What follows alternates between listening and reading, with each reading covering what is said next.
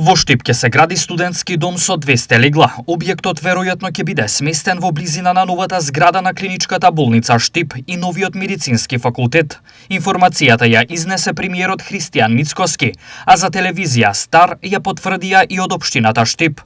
Изградбата на овој значаен објект се одлага веќе 10 години, а правобитно тој беше предвиден да се лоцира на местото од некогашното нервно оделение. За оваа идеја споменатата локација државата му ја отстапи на угада, но кога се чинеше дека таа ќе биде реализирана, настанаа турбуленции, политички периоди, пошто таа остана само на хартија. Сега таа е на пат да се реализира, но на друго место и во други околности. Колку пари ќе чини најавениот објект и кога ќе почне изградбата, премиерот Мицкоски не потенцираше, освен дека тоа ќе се случи со пари кои ќе дојдат од спогодбата со Обединетото кралство.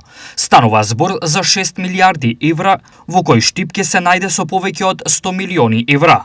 Во овие пари влегува до изградбата на новата зграда на клиничката болница Штип, медицинскиот факултет кој според проектот ќе има 6000 квадратни метри и веќе споменатиот студентски дом.